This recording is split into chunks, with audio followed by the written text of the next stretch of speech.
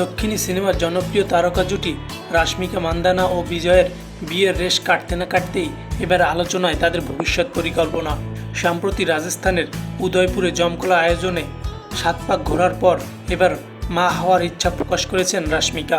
এই অভিনেত্রী জানিয়েছেন, নতুন সংসার ও সন্তান নিয়ে এখন থেকেই স্বপ্ন বুনছেন তিনি।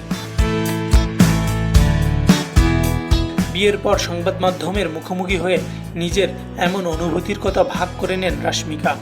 জানান, শুধু একটি নয়, একাধিক সন্তানের মা হওয়ার পরিকল্পনা রয়েছে তার। এই অভিনেত্রীর মতে, সন্তান স্বামী স্ত্রীর মধ্যকার সম্পর্ক বন্ধনকে আরও দৃঢ় করে তোলে।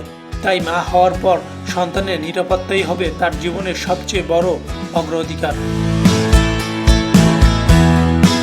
ক্যারিয়ার নাকি সন্তান, এমন প্রশ্নের জবাবে স্পষ্ট ধারণা দিয়েছেন রাশমিকা। বিনোদন জগতের কাজের কোনো ধরাবান্ধা সময় না থাকলেও তিনি সাফ জানিয়েছেন, মা হওয়ার পর তার কাছে সন্তানই হবে সবার আগে।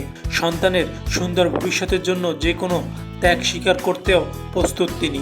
এমনকি প্রয়োজনে পেশাগত জীবনকে ছেড়ে দিতেও পিছপা হবেন না বলে ইঙ্গিত দিয়েছেন দক্ষিণী জনপ্রিয় এই অভিনেত্রী।